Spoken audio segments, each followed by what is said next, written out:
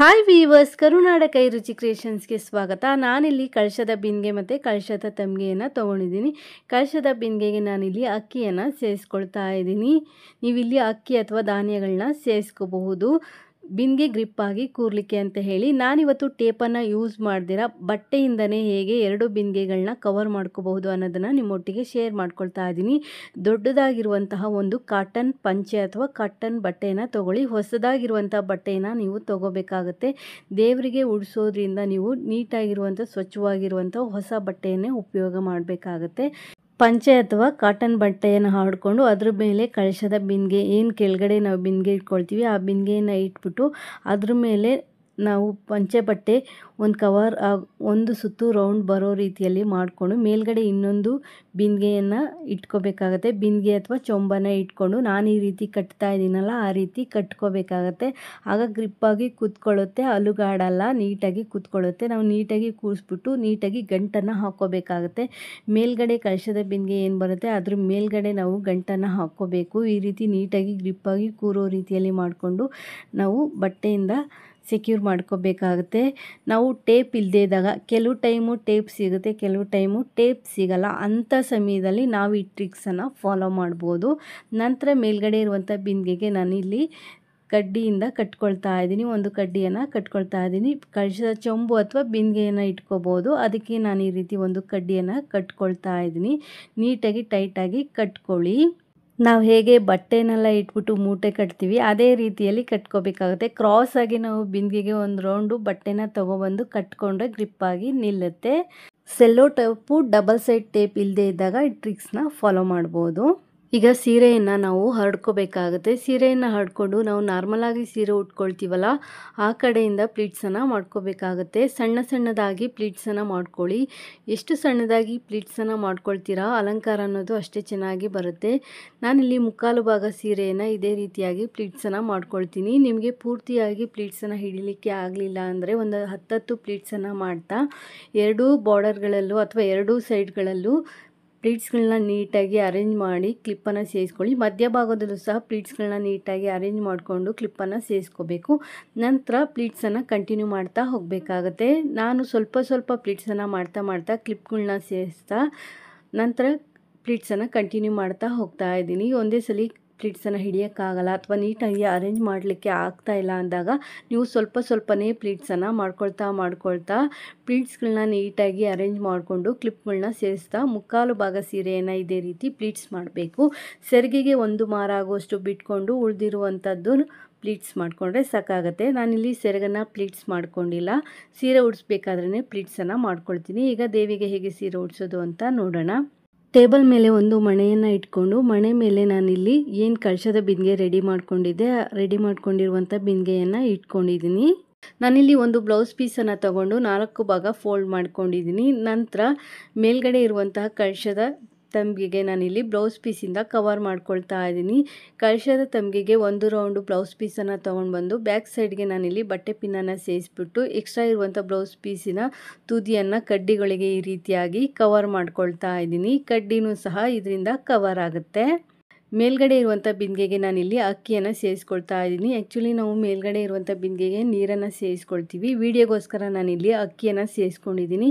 ಕಳಶದ ಬಿಂದಿಗೆ ಸ್ವಲ್ಪ ಗ್ರಿಪ್ಪಾಗಿ ಕೂತ್ಕೊಳ್ಳಿ ಅಂತ ಹೇಳಿ ನೀವು ನಿಮ್ಮ ಪದ್ಧತಿ ಪ್ರಕಾರ ಏನನ್ನು ಸೇರಿಸ್ತೀರಾ ಅದನ್ನು ಸೇರಿಸ್ಕೋಬಹುದು. ಹಾಗೆ ನಾನಿಲ್ಲಿ ಸೆರಗನ ಕಳಶದ ಹಿಂಭಾಗ ಇಟ್ಕೊಂಡು ಸೀರೆಯನ್ನು ಕಳಶದ ಹಿಂಭಾಗದಿಂದ ಮುಂದ್ಗಡೆಗೆ ತೊಗೊಂಡು ಬರ್ತಾ ಇದ್ದೀನಿ. ನಾವೇನು ಪ್ಲೀಟ್ಸ್ ಮಾಡ್ಕೊಂಡಿರ್ತೀವಿ ಆ ಪ್ಲೀಟ್ಸನ್ನು ಮುಂಭಾಗಕ್ಕೆ ತೊಗೊಬಂದು ಸಮವಾಗಿ ನಾವಿಲ್ಲಿ ಜೋಡಿಸ್ಕೋಬೇಕಾಗುತ್ತೆ. ಕೆಳಗಡೆ ಬಿಂದಿಗೆ ಕಂಠ ಭಾಗ ಏನು ಬರುತ್ತೆ ಅಲ್ಲಿಗೆ ನಾವು ಪ್ಲೀಟ್ಸನ್ನು ತೊಗೊಬಂದು ಸಮವಾಗಿ ಜೋಡಿಸ್ಕೊಂಡು ಎರಡೂ ಸೈಡಿನ ಪ್ಲೀಟ್ಸನ್ನು ನೀಟಾಗಿ ಬಟ್ಟೆ ಪಿನ್ ಒಳಗಡೆ ಸೇರಿಸ್ಬಿಟ್ಟು ನಾವಿಲ್ಲಿ ಸೆಕ್ಯೂರ್ ಮಾಡ್ಕೋಬೇಕಾಗತ್ತೆ. ಹೊಸದಾಗಿ ಯಾರೆಲ್ಲ ನಮ್ಮ ಚಾನಲ್ ನೋಡ್ತಾ ಇದ್ದೀರಾ ನಮ್ಮ ಚಾನಲ್ನ ಸಬ್ಸ್ಕ್ರೈಬ್ ಮಾಡಿಕೊಂಡು ನೋಡಿ. ವಿಡಿಯೋ ಏನಾದರೂ ಇಷ್ಟ ಆಯಿತು ಅಂದರೆ ಒಂದು ಲೈಕ್ ಕೊಡಿ. ಹಾಗೆ ನಿಮ್ಮ ಫ್ಯಾಮಿಲಿ ಫ್ರೆಂಡ್ಸ್ಗೂ ಸಹ ವಿಡಿಯೋನ ಶೇರ್ ಮಾಡ್ಕೊಳ್ಳಿ.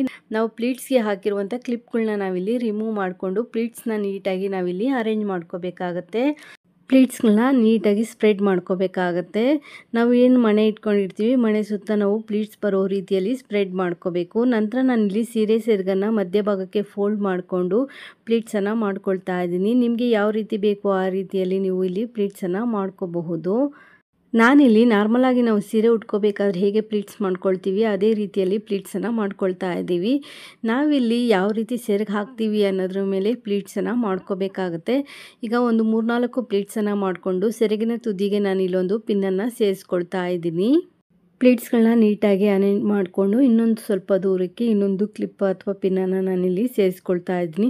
ಸ್ವಲ್ಪ ದೂರಕ್ಕೆ ಪಿನ್ನನ್ನು ಸೇರಿಸ್ಕೊಳ್ಳಿ. ನಾನಿಲ್ಲಿ ಒಂದು ಮಾರು ಏನಿದೆ ಅದನ್ನ ಪ್ಲೀಟ್ಸ್ ಮಾಡಿ ಈ ರೀತಿ ಸೇರಿಸ್ಕೊಳ್ತಾ ಇದ್ದೀನಿ. ನಾರ್ಮಲಾಗಿ ನಾವು ಸೀರೆ ಉಟ್ಕೋಬೇಕಾದ್ರೆ ಹೇಗೆ ಸೆರಗು ಹಾಕ್ಕೊಳ್ತೀವಿ ಆ ರೀತಿ ಸೆರಗು ಹಾಕಿ ಸೆರಗಿನ ತುದಿಯನ್ನು ಇನ್ನೊಂದು ಕಡ್ಡಿಯ ಮೇಲ್ಗಡೆಯಿಂದ ಮುಂದಕ್ಕೆ ತಗೊಬಂದು ನಾನಿಲ್ಲಿ ಎಕ್ಸ್ ಶೇಪಲ್ಲಿ ಸೆರಗನ್ನು ಸೇರಿಸ್ಕೊಳ್ತಾ ಇದ್ದೀನಿ. ಈ ರೀತಿ ಸೆರಗನ್ನು ಸೇರಿಸ್ಬಿಟ್ಟು ಸೊಂಟಕ್ಕೆ ನಾವು ಒಂದು ಶೇಪು ಬರೋ ರೀತಿಯಲ್ಲಿ ಮಾಡಿಕೊಂಡು ಒಂದು ದಾರನ ಕಟ್ಕೋಬೇಕಾಗುತ್ತೆ. ಸೆರಗಿನ ತುದಿ ಲೆಂತ್ ಎಷ್ಟು ಬೇಕು ಅಂತ ನೋಡಿಕೊಂಡು ನೀವು ಹಾಕ್ಕೋಬೇಕಾಗುತ್ತೆ. ನಂತರ ದೇವಿಯ ಸೊಂಟಕ್ಕೆ ಅಂದರೆ ಕೆಳಗಡೆ ಬಿಂದಿಗೆ ಏನು ಬರುತ್ತೆ ಬಿಂದಿಗೆಯ ಕಂಠ ಭಾಗಕ್ಕೆ ನಾನಿಲ್ಲಿ ಒಂದು ದಾರದಿಂದ ಕಟ್ಕೊಂಡು ಸೊಂಟಕ್ಕೆ ಒಂದು ಶೇಪನ್ನು ಕೊಟ್ಕೊಳ್ತಾ ಇದ್ದೀನಿ.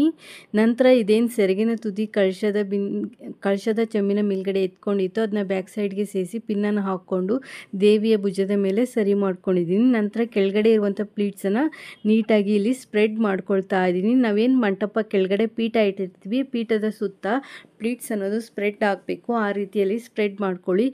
ಪ್ಲೀಟ್ಸ್ಗಳು ಅಲ್ಲಿ ನಿಲ್ತಾ ಇಲ್ಲ ಜಾರ್ತಾ ಇದೆ ಅನಿಸಿದ್ರೆ ನೀವು ಅಲ್ಲಿ ಗುಂಡ್ಪಿನನ್ನು ಸೇರಿಸ್ಬಿಟ್ಟು ಸೆಕ್ಯೂರ್ ಮಾಡ್ಕೋಬೋದು. ನೀಟಾಗಿ ನಾವು ಪೀಠ ಏನು ಇಡ್ತೀವಿ ಪೀಠದ ಸುತ್ತ ಪ್ಲೀಟ್ಸ್ ಅನ್ನೋದು ನೀಟಾಗಿ ಸ್ಪ್ರೆಡ್ ಆಗಬೇಕು. ಹಾಗೆ ಅರೇಂಜ್ ಮಾಡ್ಕೊಳ್ಳಿ. ಒಂದ್ರ ಪಕ್ಕ ಒಂದು ಪ್ಲೀಟ್ಸ್ ಅನ್ನೋದು ಚೆನ್ನಾಗಿ ಕಾಣಿಸ್ಬೇಕು. ಆ ರೀತಿ ಸ್ಪ್ರೆಡ್ ಮಾಡ್ಕೊಂಡ ನಂತರ ದೇವಿಯ ಚೆಸ್ಟ್ ಭಾಗದಲ್ಲೂ ಸಹ ಪ್ಲೀಟ್ಸ್ಗಳನ್ನ ನೀಟಾಗಿ ಅರೇಂಜ್ ಮಾಡ್ಕೊಳ್ಳಿ. ಸೆರಗಿನ ತುದಿಯನ್ನು ಸಹ ನಾನಿಲ್ಲಿ ನೀಟಾಗಿ ಸೆಟ್ ಮಾಡ್ಕೊಂಡಿದ್ದೀನಿ.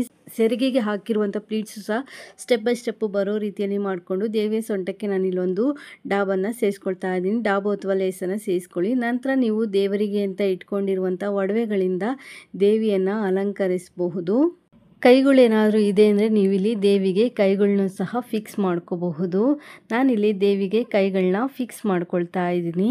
ಜಡೆಬಿಲ್ಲೆ ಇದ್ದರೆ ದೇವಿಗೆ ಜಡೆಬಿಲ್ಲೆಯನ್ನು ಸಹ ನೀವಿಲ್ಲಿ ಸೇರಿಸ್ಕೋಬಹುದು. ನಂತರ ದೇವಿಗೆ ಬಳೆಗಳನ್ನ ಸೇರಿಸ್ಕೊಳ್ಳಿ. ನಾನಿಲ್ಲಿ ಬಳೆಗಳನ್ನ ಬಟ್ಟೆ ಪಿನ್ನಿಂದ ಸೆಕ್ಯೂರ್ ಮಾಡ್ಕೊಳ್ತಾ ಇದ್ದೀನಿ. ಬಳೆಗಳು ಜಾರದೇ ಇರಲಿ ಅಂತ ಹೇಳಿ ನಾವೇನು ಕಡ್ಡಿ ಕಟ್ಟಿರ್ತೀವಿ ಆ ಕಡ್ಡಿಗೆ ಬಟ್ಟೆ ಪಿನ್ನನ್ನು ಸೇರಿಸ್ಬಿಟ್ಟು ಬಳೆಗಳನ್ನ ಸೇರಿಸ್ಕೋಬೇಕಾಗುತ್ತೆ. ಎರಡೂ ಕೈಗಳಿಗೂ ಸಹ ನಾನು ಇದೇ ರೀತಿಯಲ್ಲಿ ಬಳೆಗಳನ್ನ ಸೇರಿಸ್ಕೊಂಡಿದ್ದೀನಿ. ಕಳಶದ ಬಿಂದಿಗೆಗೆ ನಿಮ್ಮ ಪದ್ಧತಿಯ ಪ್ರಕಾರ ನೀರು ಅಥವಾ ಅಕ್ಕಿಯನ್ನು ಸೇರಿಸ್ಕೊಳ್ಳಿ. ಹಾಗೆ ಮಾವಿನೆಲೆ ವಿಳೆದೆಲೆಯನ್ನು ಇಟ್ಟು ತೆಂಗಿನಕಾಯಿ ಇಟ್ಟು ದೇವಿಗೆ ಮುಖಪದ್ಮವನ್ನು ಹಾಕಿ ಹೂಗಳಿಂದ ದೇವಿಯನ್ನು ಅಲಂಕರಿಸಿ ಪೂರ್ತಿಯಾದ ಅಲಂಕಾರ ಆದ ನಂತರ ನೀವು ದೇವಿಯನ್ನು ನೋಡ್ಬೋದು. ದೇವಿ ಎಷ್ಟು ಚೆನ್ನಾಗಿ ಎಷ್ಟು ಲಕ್ಷಣವಾಗಿ ಕಾಣಿಸ್ತಾ ಇದ್ದಾರೆ ಅಂತ ಹೇಳಿ. ಇನ್ನೊಂದು ರೀತಿಯಲ್ಲಿ ದೇವಿಗೆ ಹೇಗೆ ಸೀರೆ ಉಡಿಸೋದು ಅಂತ ನೋಡೋಣ. ನಾನಿಲ್ಲಿ ಸೀರೆಯನ್ನು ಮಧ್ಯಭಾಗಕ್ಕೆ ಫೋಲ್ಡ್ ಮಾಡಿಕೊಂಡು ಪ್ಲೀಟ್ಸನ್ನು ಮಾಡ್ಕೊಳ್ತಾ ಇದ್ದೀನಿ. ಈ ರೀತಿ ಪ್ಲೀಟ್ಸ್ ಮಾಡೋದು ನನ್ನ ಹಲವಾರು ವಿಡಿಯೋಗಳಲ್ಲಿ ತೋರಿಸಿರೋದ್ರಿಂದ ಇಲ್ಲೊಂದು ಸ್ವಲ್ಪ ಸ್ಪೀಡಾಗಿ ತೋರಿಸ್ತಾ ಇದ್ದೀನಿ. 4 ಬೆರಳು ಅಗಲ ಆಗುವಷ್ಟು ನಾವಿಲ್ಲಿ ಪ್ಲೀಟ್ಸನ್ನು ಮಾಡ್ಕೋಬೇಕಾಗತ್ತೆ. ಒಂದೇ ಸಲ ನಮಗೆ ಪ್ಲೀಟ್ಸನ್ನು ಹಿಡಿಲಿಕ್ಕೆ ಆಗದೆ ಇದ್ದಾಗ ಸ್ವಲ್ಪ ಪ್ಲೀಟ್ಸನ್ನು ಮಾಡ್ತಾ ಪ್ಲೀಟ್ಸ್ಗಳನ್ನ ನೀಟಾಗಿ ಅರೇಂಜ್ ಮಾಡಿಕೊಂಡು ಪ್ಲೀಟ್ಸ್ಗಳನ್ನ ಜೋಡಿಸ್ಬಿಟ್ಟು ಅಲ್ಲಲ್ಲಿ ಕ್ಲಿಪ್ಗಳನ್ನ ಸೇರಿಸ್ಕೊಳ್ಳಿ. ಬಾರ್ಡರ್ ಮತ್ತು ಮೇಲ್ಗಡೆ ಸೀರೆ ತುದಿ ಏನು ಬರುತ್ತೆ ಎರಡೂ ಸೈಡು ಸಹ ನಾವು ಕ್ಲಿಪ್ಗಳನ್ನ ಸೇರಿಸ್ಕೋಬೇಕಾಗುತ್ತೆ. ಮುಕ್ಕಾಲು ಭಾಗ ಸೀರೆಯನ್ನು ನಾವು ಇದೇ ರೀತಿಯಾಗಿ ಪ್ಲೀಟ್ಸನ್ನು ಮಾಡ್ಕೋಬೇಕು. ಹೊಸದಾಗಿ ಯಾರೆಲ್ಲ ಚಾನಲ್ ನೋಡ್ತಾ ಇದ್ದೀರಾ ಚಾನಲ್ನ ಸಬ್ಸ್ಕ್ರೈಬ್ ಮಾಡಿಕೊಂಡು ನೋಡಿ. ವಿಡಿಯೋ ಏನಾದರೂ ಇಷ್ಟ ಆಯಿತು ಅಂದರೆ ಒಂದು ಲೈಕ್ ಕೊಡಿ. ಹಾಗೆ ನಿಮ್ಮ ಫ್ಯಾಮಿಲಿ ಫ್ರೆಂಡ್ಸ್ಗೂ ಸಹ ವಿಡಿಯೋನ ಶೇರ್ ಮಾಡ್ಕೊಳ್ಳಿ. ನಾನೀಗ ಪ್ಲೀಟ್ಸನ್ನು ಮಾಡ್ಕೊಂಡಿದ್ದಾಗಿದೆ. ಈಗ ಸೆರಗನ್ನು ಹೇಗೆ ಪ್ಲೀಟ್ಸ್ ಮಾಡೋದು ಅಂತ ನೋಡೋಣ. ನಾನಿಲ್ಲಿ ಸೆರಗನ್ನು ನಾರ್ಮಲಾಗಿ ಸೀರೆ ಉಟ್ಕೊಳ್ತೀವಲ್ಲ ಅದೇ ರೀತಿಯಲ್ಲಿ ಪ್ಲೀಟ್ಸನ್ನು ಮಾಡ್ಕೊಂಡಿದ್ದೀನಿ. ಒಂದು 3-4 ಪ್ಲೀಟ್ಸನ್ನು ಮಾಡಿಬಿಟ್ಟು ಸೆರಗಿನ ತುದಿಗೆ ಒಂದು ಕ್ಲಿಪ್ಪು ಅಥವಾ ಪಿನ್ನನ್ನು ಸೇರಿಸ್ಕೊಳ್ಳಿ. ನಾನಿಲ್ಲಿ ಪಿನ್ನನ್ನು ಸೇರಿಸ್ಕೊಂಡಿದ್ದೀನಿ. ನಂತರ ಸ್ವಲ್ಪ ದೂರಕ್ಕೆ ಪ್ಲೀಟ್ಸ್ಗಳನ್ನ ನೀಟಾಗಿ ಅರೇಂಜ್ ಮಾಡಿಕೊಂಡು ನಾವಿಲ್ಲಿ ಪಿನ್ನನ್ನು ಸೇರಿಸ್ಕೋಬೇಕಾಗುತ್ತೆ. ಪಿನ್ನು ಅಥವಾ ಕ್ಲಿಪ್ಪು ಏನಿರುತ್ತೆ ನಿಮ್ಮ ಹತ್ರ ಅದನ್ನೇ ಸೇರಿಸ್ಕೊಳ್ಳಿ. ನಂತರ ಈಗ ದೇವಿಗೆ ಹೇಗೆ ಸೀರೆ ಉಡಿಸೋದು ಅಂತ ನೋಡೋಣ. ನಾವು ಯಾವ ಜಾಗದಲ್ಲಿ ದೇವರನ್ನು ಕೂರಿಸ್ತೀವಿ ಅಲ್ಲಿ ನೆಲನ ಶುದ್ಧ ಮಾಡ್ಕೋಬೇಕಾಗತ್ತೆ. ಶುದ್ಧ ಮಾಡಿಕೊಂಡು ರಂಗೋಲಿಯನ್ನು ಹಾಕೋಬೇಕಾಗತ್ತೆ. ಮೊದಲೇ ದೀಪವನ್ನು ಹಚ್ಚಿ ಇಟ್ಕೋಬೇಕಾಗತ್ತೆ. ನಾನಿಲ್ಲಿ ಸೀರೆ ಉಡಿಸೋ ಜಾಗದಲ್ಲಿ ದೀಪನ ಇಟ್ಕೊಂಡಿಲ್ಲ. ರಂಗೋಲಿಯನ್ನು ಹಾಕಿ ರಂಗೋಲಿಗೆ ಅಷ್ಟು ಕುಂಕುಮವನ್ನು ಇಟ್ಟು ಅದಕ್ಕೊಂದು ಹೂವನ್ನು ಇಟ್ಕೊಂಡಿದ್ದೀನಿ. ನಂತರ ಅದ್ರ ಮೇಲೆ ಒಂದು ಪೀಠನ ನಾನಿಲ್ಲಿ ಇಟ್ಕೊಳ್ತಾ ಇದ್ದೀನಿ. ಪೀಠದ ಮೇಲೆ ನಾನೇನು ಪ್ಲೀಟ್ಸನ್ನು ಮಾಡ್ಕೊಂಡಿದ್ದೀನಿ ಅದನ್ನು ಇಟ್ಕೊಂಡು ಸೆರಗಿನ ತುದಿಯನ್ನು ಪೀಠದ ಹಿಂಭಾಗ ಇಟ್ಕೊಂಡಿದ್ದೀನಿ. ನಂತರ ಪ್ಲೀಟ್ಸ್ಗಳನ್ನ ನಾವಿಲ್ಲಿ ನೀಟಾಗಿ ನೋಡ್ಕೋಬೇಕಾಗತ್ತೆ. ಬಾರ್ಡರ್ ಹತ್ರ ಪ್ಲೀಟ್ಸ್ ಅನ್ನೋದು ಸಮವಾಗಿದೆಯಾ ಅಂತ ನೋಡಿಕೊಂಡು ಪೀಠದ ಮೇಲೆ ಮಧ್ಯಭಾಗಕ್ಕೆ ನಾವು ಈ ರೀತಿ ಪ್ಲೀಟ್ಸ್ಗಳನ್ನ ಇಟ್ಕೋಬೇಕಾಗುತ್ತೆ. ಪ್ಲೀಟ್ಸ್ಗಳನ್ನ ಇಟ್ಕೊಂಡು ಬಾರ್ಡರ್ ಹತ್ರ ಇರುವಂಥ ಕ್ಲಿಪ್ಗಳನ್ನ ಮೊದಲು ರಿಮೂವ್ ಮಾಡಿಕೊಂಡು ಪ್ಲೀಟ್ಸ್ಗಳನ್ನ ನಾವಿಲ್ಲಿ ಸ್ಪ್ರೆಡ್ ಮಾಡ್ಕೋಬೇಕಾಗುತ್ತೆ. ಇಬ್ಬರು ಇದ್ದರೆ ಈ ಅಲಂಕಾರ ಮಾಡೋದು ಈಸಿ ಅಂತಲೇ ಹೇಳ್ಬೋದು. ಮೇಲ್ಗಡೆ ಒಬ್ಬರಿಗೆ ಇಟ್ಕೊಳ್ಳಿಕ್ಕೆ ಹೇಳಿಬಿಟ್ಟು ಕೆಳಗಡೆ ನಾವು ಪ್ಲೀಟ್ಸನ್ನು ಸ್ಪ್ರೆಡ್ ಮಾಡ್ಬೋದು. ಕೆಳಗಡೆ ನಾವೇನು ಪೀಠ ಇಟ್ಟಿರ್ತೀವಿ ಆ ಪೀಠದ ಸುತ್ತ ಪ್ಲೀಟ್ಸ್ ಅನ್ನೋದು ಸ್ಪ್ರೆಡ್ ಆಗಬೇಕು. ನಾನು ಮೇಲ್ಗಡೆ ಇರುವಂಥ ಕ್ಲಿಪ್ಪನ್ನು ರಿಮೂವ್ ಮಾಡ್ಕೊಂಡಿಲ್ಲ, ಕೆಳಗಡೆ ಬಾರ್ಡರ್ ಹತ್ರ ಇರುವಂಥ ಕ್ಲಿಪ್ಪನ್ನು ಮಾತ್ರ ರಿಮೂವ್ ಮಾಡಿಕೊಂಡು ಪ್ಲೀಟ್ಸನ್ನು ಈ ರೀತಿ ಪೀಠದ ಸುತ್ತ ಸ್ಪ್ರೆಡ್ ಮಾಡ್ಕೊಳ್ತಾ ಇದ್ದೀನಿ. ಕರೆಕ್ಟಾಗಿ ಮಧ್ಯಕ್ಕೆ ನಾವು ಪ್ಲೀಟ್ಸನ್ನು ಇಟ್ಕೊಂಡು ನಂತರ ಪ್ಲೀಟ್ಸ್ಗಳನ್ನ ನಾವು ಸ್ಪ್ರೆಡ್ ಮಾಡ್ಕೋಬೇಕಾಗತ್ತೆ. ಪೀಠದ ಸುತ್ತ ಪ್ಲೀಟ್ಸ್ಗಳು ಬರಬೇಕು, ನೀಟಾಗಿ ಕಾಣಿಸ್ಬೇಕು, ಒಂದರ ಪಕ್ಕ ಒಂದು ಪ್ಲೀಟ್ಸ್ ಅನ್ನೋದು ಬರಬೇಕು. ಆ ರೀತಿಯಲ್ಲಿ ನೀಟಾಗಿ ನೀವಿಲ್ಲಿ ಅರೇಂಜ್ ಮಾಡ್ಕೋಬೇಕು. ನೀವು ಮಂಗಳಗೌರಿಗೂ ಈ ಅಲಂಕಾರನ ಮಾಡ್ಕೋಬೋದು, ವರಮಹಾಲಕ್ಷ್ಮಿಗೆ ಮಾಡ್ಕೋಬೋದು, ಅಥವಾ ಸ್ವರ್ಣಗೌರಿ ಇಟ್ಟಾಗ ಸ್ವರ್ಣಗೌರಿಗೂ ಸಹ ನೀವು ಈ ಅಲಂಕಾರನ ಮಾಡ್ಕೋಬೋದು. ಕಳಶದ ಬಿಂದಿಗೆಯ ಬದಲು ನೀವಿಲ್ಲಿ ಸ್ವರ್ಣಗೌರಿ ಏನು ಬರುತ್ತೆ ಫೇಸು ಅದನ್ನು ಇಟ್ಟು ಈ ಅಲಂಕಾರನ ಮಾಡ್ಬೋದು. ಇದು ತುಂಬ ಚೆನ್ನಾಗಿ ಬರುತ್ತೆ. ನೀಟಾಗಿ ನೀವಿಲ್ಲಿ ಪ್ಲೀಟ್ಸ್ಗಳನ್ನ ಸ್ಪ್ರೆಡ್ ಮಾಡ್ಕೋಬೇಕಾಗತ್ತೆ. ಎಷ್ಟು ನೀಟಾಗಿ ಸ್ಪ್ರೆಡ್ ಮಾಡ್ಕೊಳ್ತೀರ ಅಷ್ಟು ನೀಟಾಗಿ ಸ್ಪ್ರೆಡ್ ಮಾಡ್ಕೊಂಡ ನಂತರ ಕ್ಲಿಪ್ಪುಗಳನ್ನ ರಿಮೂವ್ ಮಾಡ್ಕೋಬೇಕು. ರಿಮೂವ್ ಮಾಡಿಕೊಂಡು ನಂತರ ನಾವಲ್ಲಿ ಅಕ್ಕಿ ತುಂಬಿಸಿರುವಂಥ ತಟ್ಟೆಯನ್ನು ಇಟ್ಕೋಬೇಕು. ತಟ್ಟೆ ಇಡುವಂಥ ಜಾಗ ಲೆವೆಲ್ ಆಗಿರಬೇಕು. ಅಲ್ಲಿ ಪ್ಲೀಟ್ಸನ್ನು ನೀವು ನೀಟಾಗಿ ಲೆವೆಲ್ ಮಾಡ್ಕೊಳ್ಳಿ, ಜಾರಬಾರ್ದು. ಆ ರೀತಿಯಲ್ಲಿ ಮಾಡಿಕೊಂಡು ಅದ್ರ ಮೇಲೆ ಅಕ್ಕಿ ತುಂಬಿಸಿರುವಂಥ ತಟ್ಟೆಯನ್ನು ಇಟ್ಟು ತಟ್ಟೆ ಮೇಲೆ ನಾನಿಲ್ಲಿ ಕಳಶದ ಬಿಂದಿಗೆಯನ್ನು ಇಟ್ಕೊಳ್ತಾ ಇದ್ದೀನಿ. ನಾನಿಲ್ಲಿ ಸಿಂಗಲ್ ಬಿಂದಿಗೆಗೆ ಈ ಅಲಂಕಾರನ ಮಾಡಿ ತೋರಿಸ್ತಾ ಇದ್ದೀನಿ. ನಂತರ ನೀವು ಸೆರಗನ್ನು ಯಾವ ರೀತಿ ಬೇಕು ಆ ರೀತಿಯಲ್ಲಾದರೂ ಹಾಕ್ಬೋದು. ನಾವು ಸೀರೆ ಉಟ್ಕೊಳ್ತೀವಲ್ಲ ಆ ರೀತಿಯಲ್ಲಾದರೂ ಹಾಕ್ಕೋಬೋದು, ಅಥವಾ ವಿ ಶೇಪಲ್ಲಾದರೂ ಹಾಕ್ಕೋಬೋದು. ನಾನಿಲ್ಲಿ ವಿ ಶೇಪಲ್ಲಿ ಸೆರಗನ್ನು ಹಾಕ್ಕೊಳ್ತಾ ಇದ್ದೀನಿ. ನೋಡಿ, ನಾನು ಈ ರೀತಿಯಾಗಿ ಸೆರಗನ್ನು ಹಾಕಿ ತೋರಿಸ್ತಾ ಇದ್ದೀನಿ. ಈ ವಿಡಿಯೋ ಇಷ್ಟ ಆದರೆ ಒಂದು ಲೈಕ್ ಕೊಡಿ. ಹೊಸದಾಗಿ ಯಾರೆಲ್ಲ ಚಾನಲ್ ನೋಡ್ತಾ ಇದ್ದೀರಾ ಚಾನಲ್ನ ಸಬ್ಸ್ಕ್ರೈಬ್ ಮಾಡಿಕೊಂಡು ನೋಡಿ. ಸೆರಗನ್ನು ಹಾಕಿದ ನಂತರ ದೇವಿಯ ಸೊಂಟಕ್ಕೆ ಒಂದು ಶೇಪ್ ಬರೋ ರೀತಿಯಲ್ಲಿ ಒಂದು ದಾರನ ಕಟ್ಕೋಬೇಕಾಗುತ್ತೆ. ಕಳಶದ ಬಿಂದಿಗೆಯ ತಳಭಾಗದಲ್ಲಿ ನಾವು ದಾರನ ಕಟ್ಕೋಬೇಕು. ಹಾಗೆ ದೇವಿಗೆ ಕೈಗಳಿದ್ದರೆ ಕೈಗಳನ್ನ ಫಿಕ್ಸ್ ಮಾಡ್ಕೊಳ್ಳಿ. ನಾನಿಲ್ಲಿ ದೇವಿಗೆ ಕೈಗಳನ್ನ ಫಿಕ್ಸ್ ಮಾಡ್ಕೊಂಡಿದ್ದೀನಿ. ನಂತರ ನಾನಿಲ್ಲಿ ಬ್ಲೌಸ್ ಪೀಸನ್ನು ತಗೊಂಡು ಬಳೆಯನ್ನು ಸೇರಿಸ್ಕೊಳ್ತಾ ಇದ್ದೀನಿ. ಬ್ಲೌಸ್ ಪೀಸನ್ನು ನಾವು ಸಣ್ಣದಾಗಿ ಫೋಲ್ಡ್ ಮಾಡ್ಕೋಬೇಕಾಗುತ್ತೆ. ನಂತರ ನಾವು ಎಷ್ಟು ಬಳೆಯನ್ನು ಬ್ಲೌಸ್ ಪೀಸ್ಗೆ ಸೇರಿಸ್ಕೊಳ್ತೀವಿ ಅಷ್ಟು ಬಳೆಯನ್ನು ಕೌಂಟ್ ಮಾಡಿ ತೊಗೊಳ್ಳಿ. ನಾನಿಲ್ಲಿ 1 ಡಜನ್ ಬಳೆಯನ್ನು ತೊಗೊಂಡಿದ್ದೀನಿ. ನಾವೇನು ಫೋಲ್ಡ್ ಮಾಡ್ಕೊಂಡಿರ್ತೀವಿ ಬ್ಲೌಸ್ ಪೀಸು ಆ ತುದಿಗೆ ನಾವಿಲ್ಲಿ ಬಳೆಯನ್ನು ಸೇರಿಸ್ಬಿಟ್ಟು ಅಲ್ಲಿ ಬಳೆ ಜಾರದೇ ಇರೋ ರೀತಿಯಲ್ಲಿ ಗ್ರಿಪ್ಪಾಗಿ ಸೆಕ್ಯೂರ್ ಮಾಡ್ಕೋಬೇಕಾಗತ್ತೆ. ಲಾಸ್ಟಲ್ಲಿ ಒಂದು ಬಳೆ ಬರುತ್ತಲ್ಲ, ಒಂದು ಬಳೆಯನ್ನು ನಾವು ಈ ರೀತಿ ಬಳೆ ಒಳಗಡೆ ಬ್ಲೌಸ್ ಪೀಸಿನ ತುದಿಯನ್ನು ಸೇರಿಸ್ಬಿಟ್ಟು ಬಳೆ ಅನ್ನೋದು ಜಾರಿ ಬೀಳದೇ ಇರೋ ರೀತಿಯಲ್ಲಿ ಗ್ರಿಪ್ಪಾಗಿ ಕೂರೋ ರೀತಿಯಲ್ಲಿ ಮಾಡ್ಕೋಬೇಕು. ಆ ಒಂದು ಬಳೆ ಒಳಗಡೆಯಿಂದ ನಾವು ಬ್ಲೌಸ್ ಪೀಸನ್ನು ತೊಗೊಂಡೋಗ್ಬೇಕು. ಆಗ ಬಳೆ ಅನ್ನೋದು ಜಾರ್ಕೊಳ್ಳಲ್ಲ. ಆ ರೀತಿಯಲ್ಲಿ ನಾವು ಕೂರಿಸ್ಕೋಬೇಕಾಗುತ್ತೆ. ಬ್ಲೌಸ್ ಪೀಸಿನ ಇನ್ನೊಂದು ತುದಿಯಲ್ಲೂ ಸಹ ನಾವು ಇದೇ ರೀತಿಯಲ್ಲಿ ಮಾಡ್ಕೋಬೇಕು. ಬ್ಲೌಸ್ ಪೀಸಿನ ತುದಿಯಲ್ಲಿ ಬಳೆಗಳನ್ನ ಸೇರಿಸ್ಬಿಟ್ಟು ಒಂದು ಬಳೆಯನ್ನು ನಾವು ಬ್ಲೌಸ್ ಪೀಸಿನ ಒಳಭಾಗಕ್ಕೆ ಬರೋ ರೀತಿಯಲ್ಲಿ ಮಾಡಿಕೊಂಡು ಉಳಿದಿರುವಂಥ ಬ್ಲೌಸ್ ಪೀಸಿನ ತುದಿಯನ್ನು ಬಳೆಯ ಒಳಗಡೆ ಸೇರಿಸ್ಕೋಬೇಕಾಗತ್ತೆ. ಆಗ ಬಳೆ ಅನ್ನೋದು ಕೆಳಗಡೆ ಜಾರಲ್ಲ. ಆ ರೀತಿಯಲ್ಲಿ ನಾವು ಮಾಡ್ಕೋಬೇಕಾಗತ್ತೆ. ನಾನಲ್ಲಿ ಒಂದು ಬಳೆಯನ್ನು ಇಟ್ಕೊಂಡು ಬ್ಲೌಸ್ ಪೀಸಿನ ತುದಿಯನ್ನು ಬಳೆಯ ಒಳಗಡೆ ಸೇರಿಸ್ಕೊಳ್ತಾ ಇದ್ದೀನಿ. ಈ ರೀತಿ ಸೇರಿಸೋದ್ರಿಂದ ಬಳೆ ಅನ್ನೋದು ಜಾರಿ ಕೆಳಗಡೆ ಬೀಳಲ್ಲ. ಈ ರೀತಿ ನೀಟಾಗಿ ಬಳೆಯನ್ನು ಸೇರಿಸಿದ ನಂತರ ನಾವೇನು ಕಳಶದ ಬಿಂದಿಗೆ ಇಟ್ಕೊಂಡಿರ್ತೀವಿ, ಕಡ್ಡಿ ಏನು ಕಟ್ಟಿರ್ತೀವಿ ಆ ಕಡ್ಡಿಯ ಮೇಲ್ಗಡೆಯಿಂದ ಮುಂದ್ಗಡೆಗೆ ತಗೊಬಂದು ದೇವಿ ಕೈಗಳಿಗೆ ಬಳೆ ಹಾಕ್ಕೊಂಡು ಕುಳಿತಿರೋ ರೀತಿಯಲ್ಲಿ ಇಟ್ಕೋಬೇಕಾಗತ್ತೆ. ನೀವಿಲ್ಲಿ ಸ್ವರ್ಣಗೌರಿ ಇಟ್ಕೊಂಡ್ರೆ ಸ್ವರ್ಣಗೌರಿಯ ಮೂರ್ತಿಯನ್ನು ಇಟ್ಬಿಟ್ಟು ಆ ಮೂರ್ತಿಯ ಮೇಲ್ಗಡೆಯಿಂದ ಈ ರೀತಿ ಬ್ಲೌಸ್ ಪೀಸ್ಗೆ ಬಳೆ ಹಾಕಿರುವಂಥ ಬ್ಲೌಸ್ ಪೀಸನ್ನು ದೇವಿಯ ಭುಜದ ಮೇಲ್ಗಡೆಯಿಂದ ಮುಂದ್ಗಡೆಗೆ ತಗೊಬಂದರೆ ತುಂಬ ಚೆನ್ನಾಗಿ ಕಾಣಿಸುತ್ತೆ. ಬ್ಲೌಸ್ ಪೀಸು ಜಾರದೇ ಇರೋ ರೀತಿಯಲ್ಲಿ ನೀಟಾಗಿ ಇಟ್ಕೊಳ್ಳಿ. ನಂತರ ದೇವಿಯ ಚೆಸ್ಟ್ ಭಾಗದಲ್ಲಿ ನಾನು 2 ಸೈಡಿನ ಪ್ಲೀಟ್ಸನ್ನು ಹಿಡಿದುಬಿಟ್ಟು ಒಂದೊಂದು ಗುಂಡ್ಪಿನನ್ನು ಸೇರಿಸ್ಕೊಂಡು ನಂತರ ನಾನಿಲ್ಲಿ ದೇವಿಗೆ ಒಡವೆಗಳನ್ನ ಸೇರಿಸ್ಕೊಳ್ತೀನಿ. ಈ ಅಲಂಕಾರ ಮಾಡೋದು ಈಸಿ ಅಂತಲೇ ಹೇಳ್ಬೋದು. ಬೇಗನೆ ಈ ಅಲಂಕಾರನ ಮಾಡ್ಕೋಬಹುದು. ಸೀರೆ ಒಂದು ಪ್ಲೀಟ್ಸ್ ಮಾಡಿಟ್ಕೊಂಡ್ರೆ ನಾವು ಬೇಗ ಅಲಂಕಾರ ಮಾಡ್ಕೋಬೋದು. ದೇವಿಯ ಸೊಂಟಕ್ಕೆ ಡಾಬ್ ಅಥವಾ ಒಂದು ಲೇಸನ್ನು ಸೇರಿಸ್ಕೊಳ್ಳಿ. ಹಾಗೆ ಮಾಂಗಲ್ಯ ಸರನ ಸೇರಿಸ್ಕೊಂಡು ದೇವಿಗೆ ಅಂತ ಇಟ್ಕೊಂಡಿರುವಂಥ ಒಡವೆಗಳಿಂದ ದೇವಿಯನ್ನು ಅಲಂಕಾರ ಮಾಡಿ ಹಾಗೆ ಕಳಶದ ಬಿಂದಿಗೆಗೆ ನಿಮ್ಮ ಪದ್ಧತಿಯ ಪ್ರಕಾರ ನೀರು ಅಥವಾ ಅಕ್ಕಿಯನ್ನು ನೀವಿಲ್ಲಿ ಸೇರಿಸ್ಕೋಬೋದು. ಹಾಗೆ ಗೆಜ್ಜೆ ವಸ್ತ್ರ ಇದ್ದರೆ ಗೆಜ್ಜೆ ವಸ್ತ್ರಗಳನ್ನ ಸೇರಿಸ್ಕೊಳ್ಳಿ. ದೇವಿಗೆ ಜಡೆಬಿಲ್ಲೆಯನ್ನು ಸಹ ಸೇರಿಸ್ಕೊಳ್ಳಿ. ನಾನಿಲ್ಲಿ ಕಳಶದ ಬಿಂದಿಗೆಗೆ ನೀರನ್ನು ಸೇರಿಸ್ಕೊಳ್ತಾ ಇದ್ದೀನಿ.